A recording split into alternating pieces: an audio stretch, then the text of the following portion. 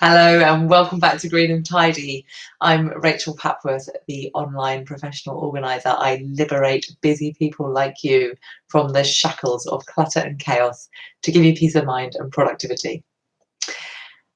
So first of all, sorry if you were here earlier when I started this YouTube live and then abandoned it. I've got my brother and his wife staying with me this weekend, and they were having a little doze when I started doing, at least I thought they were when I started my YouTube live.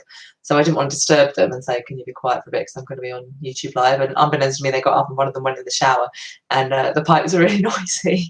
So I had to abandon it. So sorry if you were there and I abandoned you.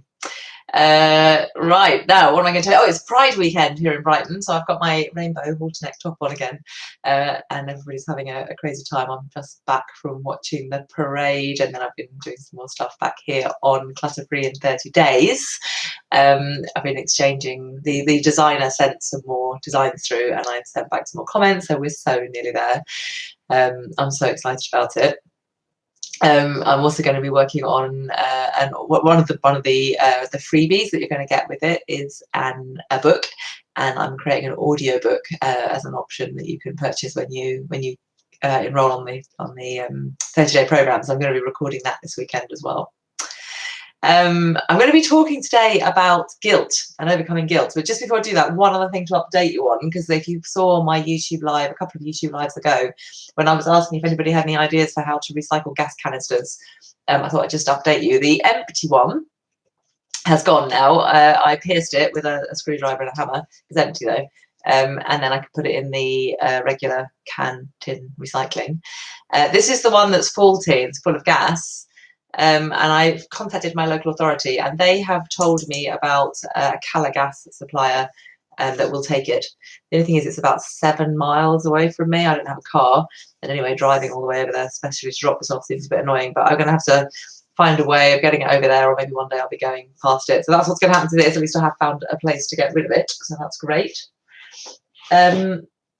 Right, okay, so let's talk about guilt, which is often something that makes it hard for people to let go of things. And I think there's two things in particular that guilt kicks in with, and one is gifts and the other is legacies. So let's talk about them separately. If we start with gifts. So yeah, sometimes I'll be working with somebody and we'll be going through their stuff and we'll come across something and they say, oh, I never really liked this, whatever it is, but it was a gift. It was given to me by somebody I care about and who's in my life, and I don't like to get rid of it for that reason. So I do see that could be quite hard and we feel bad about it. But I think the thing to remember is that those feelings aren't ours, they're inside us. And we don't really know how the other person feels about it at all. Like, it's just a story that we're running in our head. I think quite a nice thing to do around gifts is to flip the thoughts. Now, if you were that person that had given them this thing and they didn't really want it, how would you feel about it? Like, would you be okay with them letting it go? I mean, the fact is, when we buy somebody a gift, the aim is to make them happy. It's not to make them have to hold on to something that they don't really want. So they bought you a gift, they did the thinking about it, they put all the love that they put into buying you that gift, and then they gave it to you and you received it and said thank you very much and appreciated that thought, the thought that counts, and you appreciated that, and that was the gift serving its purpose. Now if you let it go, it still served its purpose, because that's the first thing. Secondly, they may not ever know. You don't have to tell them, and they may not notice.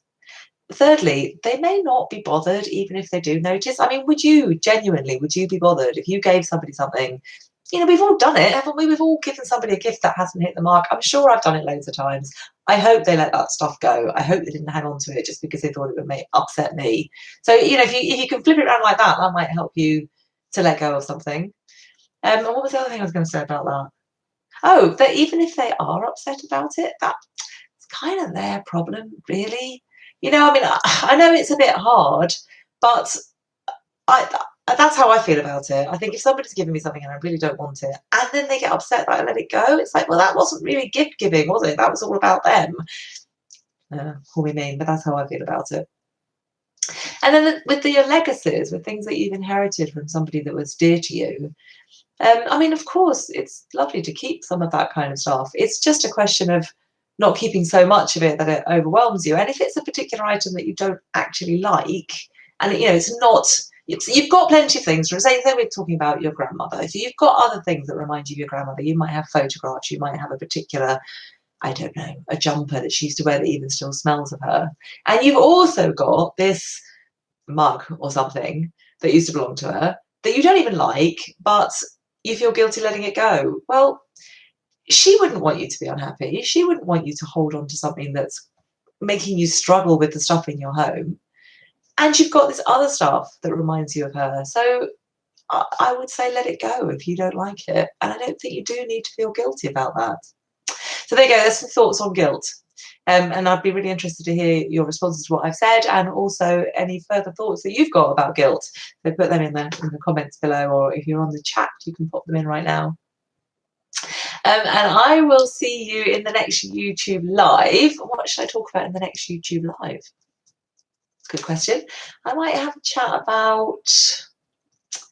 I feel like people are very interested in the whole topic about motivation and keeping going. I have talked about that a little bit already, but I'm going to see if I can come up with something else to give you a little, I don't know, a little gem around staying motivated. So that's what I'll do in the next YouTube live. See you then. Bye.